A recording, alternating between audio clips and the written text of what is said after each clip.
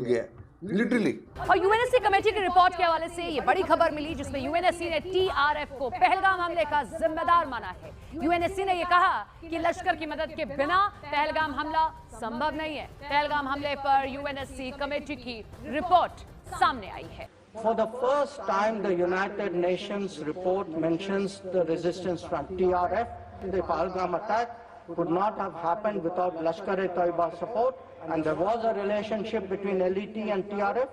दूसरी है उसको दुनिया में ग्लोबली भी हमें जो कुछ हुआ यूएन सिक्योरिटी काउंसिल के रेजोल्यूशन, मुझे लग रहा है कि मुझे पाकिस्तानी होने के नाते मेरा सर शर्म से झुक गया। पहलगाम का वाकया हुआ, Indian media reach to the conclusion Pakistan ने करवाया। इन चारों ने बैठ के ये पूरा प्लान कंसीव किया और ये चार लोग जो थे ये इसके बारे में जानते थे और इवन हमारी फौज के जो दूसरे कोर कमांडर्स थे। इंडियंस क्या कहते हैं कि हमने बहुत पीस नेगोशिएशंस करके देख लिए, बड़े ओवरचर्स करके देख लिए। बहुत ही सीक्रेटिवली ये पूरा प्लान तैयार किया गया और उसके बाद फिर इसको इम्प्लीमेंट किया गया। अब जब वो कहते हैं कि हम जब इस वक्त आएंगे मैदान में तो तुम्हें एवरलास्टिंग डैमेज देंगे, उसका मतलब है कि ये जो डैमेज होगा आपका।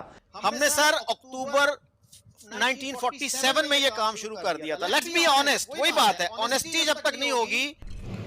नमस्कार साथियों, एक बार फिर हमारे YouTube चैनल में आपका स्वागत है। जैसा कि आपने क्लिप में देखा होगा, पहलगाम में पाकिस्तान ने साजिश रची थी, जो पाकिस्तान बाकी देशों में घूम कर खुद को निर्दोष बता रहा था।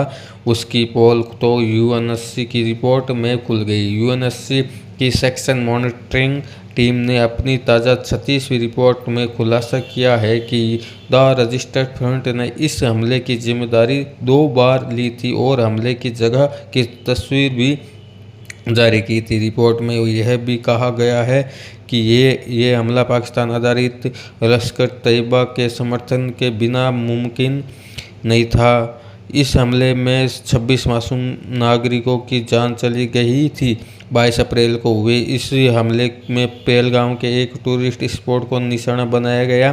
टीआरएफ ने उसी दिन हमले की जिम्मेदारी ली थी और हमले की जगह की तस्वीर भी दुनिया के सामने लाई थी। इसमें पाकिस्तान मीडिया के क्या कहना हम इस वीडियो में देखें। अगर वीडियो अच्छा लगे तो लाइक सब्सक्राइब जरूर करें। है ना, सीक्वेंस को देखिए प्लीज कि पहले किसने ये काम शुरू किया नॉन स्टेट एक्टर्स को यूज करने का।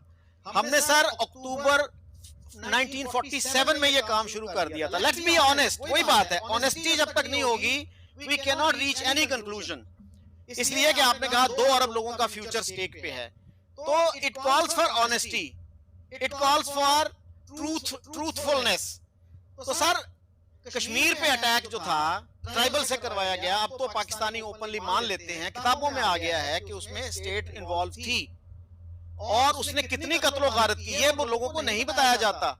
मुसलमानों को भी लूटा, सिखों को भी लूटा और हिंदुओं को तो जो भी किया। बारामूला में देख लीजिए क्या किया। जनरल अकबर की किताब देख लें, जनरल सराफ जो थे अपना जस्टिस सराफ की किताब देख लीजिए। सो कितनी कत्लो गारत हमने अक्टूबर 47 में की। मेरे अपने एक अजीज से मैं ये बात कर रहा था, he refuse to believe this. कहता है पाकिस्तान को तो अभी 3 महीने नहीं हुए थे तो कैसे कर दिया उसने। It's a matter of record sir. यानी छोटा मुल्क होने के बावजूद हम इतने बड़े बड़े पंगे लेते रहे हैं, तो हमारी अप्रोच प्रो पीस नहीं रही अनफॉर्चुनेटली। उससे भी पहले आप देखिए जूनागढ़ की एक्सेशन हमने कबूल की, अंडर व्हाट लॉजिक। हम अपने लोगों को भी सच नहीं बताते ताकि वो उसी पंबल पूसे में रहें, इमोशनल तरीके से सोचें और कोई गवर्नमेंट भी पीस की बात करे तो उसको खतरा ही रहे कि यार ये लोग उठ खड़े होंगे। तो सर बलोचिस्तान की भी बात है। देखिए खुद मैंने जमाली साहब से ये सुना कि मैं जब मैं प्राइम मिनिस्टर था तो मैं गया जनरल मुशर्रफ के पास, प्रेसिडेंट मुशर्रफ के पास, और मैंने कहा सर आप अगर 1 मिनट की 1.5 मिनट की कॉल कर दें बुख्ती को तो he will be in Islamabad tomorrow. तो उस पे मुशर्रफ साहब ने कहा उसको कहो वो मुझे फोन करे। उसने कहा सर मैं उसको 40 साल से जानता हूं, वो नहीं करेगा, लेकिन अगर आप इनिशिएटिव लेंगे he will respond to you in a positive manner. I assure you we will sort it out. Musharraf refuse to make 1 phone call sir.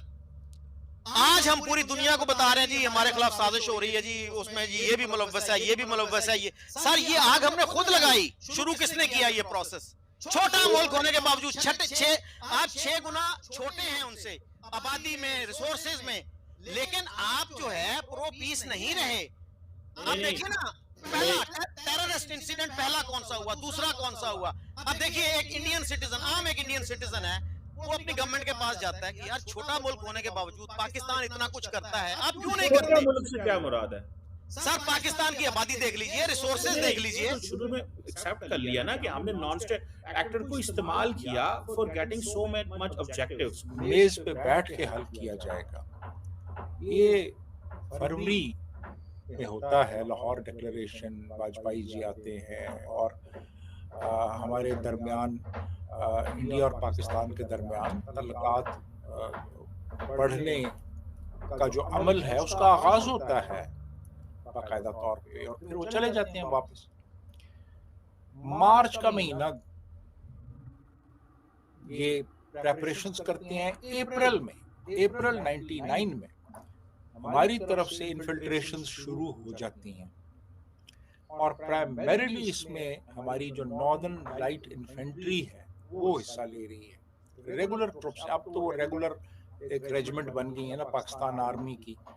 99 में यानी ये जब कॉन्फ्लिक्ट हुआ है, कारगिल हुआ है, उस वक्त वो पैरामिलिट्री थी, लेकिन बाद में फिर अब इसको रेजिमेंट बना दिया गया और ये पूरे पाकिस्तान में है। पहले सिर्फ ये नॉर्दर्न एरियाज में होती थी। तो NLI ने इसमें हिस्सा लिया। अप्रैल में इन्होंने इन्फिल्ट्रेशंस शुरू कर दी थी और अप्रैल के एंड तक ये इन्फिल्ट्रेशंस मुकम्मल कर चुके थे। और होता एक्चुअली ये है कि जो एक अनरिटन कह लें, एक दोनों मुल्कों की फौजों के दरमियान एक अंडरस्टैंडिंग थी, वो ये थी कि चूँकि सर्दियों में काफ़ी ज़्यादा वहाँ पे हाई अल्टीट्यूड पे लिविंग कंडीशंस हैं वो ख़राब हो जाती हैं, तो सर्दियों में फिर ये वापस नीचे आ जाते थे, रिजेस से नीचे आ जाते थे। सर्दियां गुजार के फिर गर्मियों में ऊपर चले जाते थे और अपनी जो पोस्ट थी उनको ऑक्यूपाई कर लेते थे। तो इंडियंस ने भी यही किया था।